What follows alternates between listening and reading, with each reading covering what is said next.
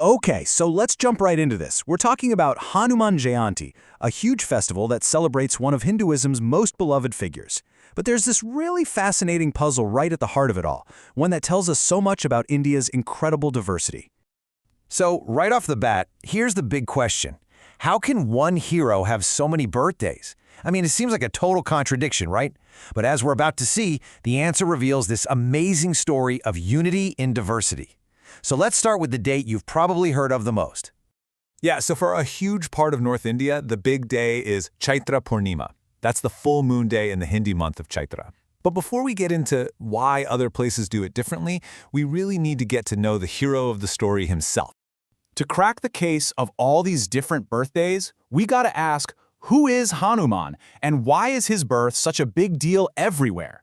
His story is absolutely key to understanding the festival. When you boil it all down, Hanuman is the ultimate devotee. He's this universal symbol of incredible, selfless strength and just an absolutely unshakable, unwavering devotion to doing what's right. But his whole philosophy, it goes even deeper than that. And this quote, wow, this line from the Ramcharitmanas just hits it perfectly, right? It captures his incredibly deep understanding of service and identity. It's this mix of immense power and profound philosophical insight that makes him such a powerful figure. And his origin story, it's just as amazing. So he's the son of Anjana and the Vanara chief Kesari. But he's also got this divine lineage, see? He's known as the celestial son of Vayu, the god of the wind, and many believe he's even an incarnation of Lord Shiva himself, born for the specific purpose of helping Lord Rama. You've probably heard about his biggest moments from the Ramayana, especially in the Sundarakanda, which literally means the beautiful chapter. And it really is. It's almost all about his mission to Lanka. He leaps across the entire ocean, finds Sita, and gets the news back. It's a masterclass in courage and loyalty. Seriously. But it's not just about his raw power. The reason people revere Hanuman so much is because of the virtues he embodies. We're talking about courage, selfless devotion, and this deep, profound humility. That's what makes him a role model for the ages.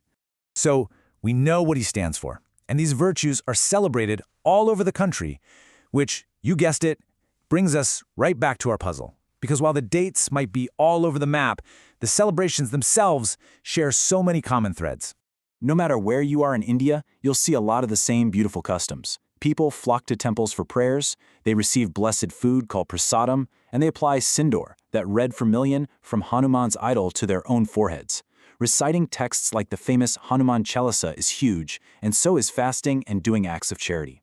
This is really the spiritual glue that holds the festival together.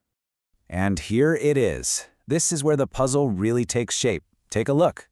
North India, like we said, is in March or April. But then you go to Odisha, and they celebrate around the same time, but they call it Pana Sankranti. Go down to Andhra Pradesh and Telangana, and suddenly it's in May. Keep going to Karnataka, and it jumps all the way to November, December. And then in Tamil Nadu and Kerala, it's in December or January. So what on earth is going on here? To figure that out, we have to look at another layer of who Hanuman is. This brings us to one of Hanuman's most incredible and, well, complex forms, the Panchmukhi, or the five-faced Hanuman. And this form isn't just about raw power, it's about multifaceted, all-encompassing protection. So the legend goes, during the war, this powerful sorcerer named Ravana managed to kidnap Rama and Lakshmana.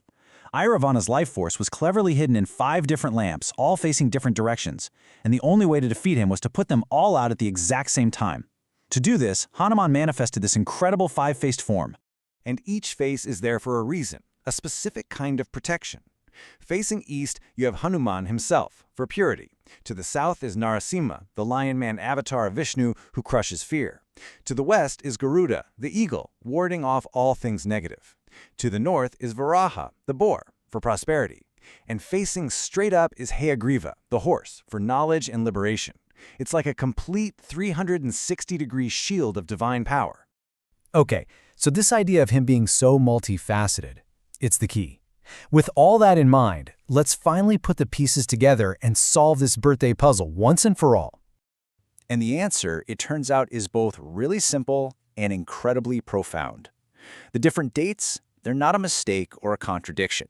They are a direct, beautiful reflection of India's immense cultural diversity. Different regions follow different calendars and interpret ancient texts in their own unique ways. This isn't a flaw in the system. It's a feature, not a bug. So you've got this beautiful contrast, right? On one side, you have all these different dates, and they're expressions of unique local traditions. But on the other side, the shared virtues everyone's celebrating, that reverence for strength, devotion, and humility, are completely universal. The how and when might change from place to place, but the what and the why stay exactly the same. So in the end, it really doesn't matter if you're celebrating in the spring, or the winter, or the summer. The core essence of Hanuman Jayanti is always the same. It's a day to celebrate unwavering inner strength and the incredible power of selfless devotion. And that leaves us with one last thing to think about. In our world today, looking around at everything, which of Hanuman's timeless virtues, his incredible strength, his absolute devotion, or his profound humility, do you think we need the most? It's a question worth pondering.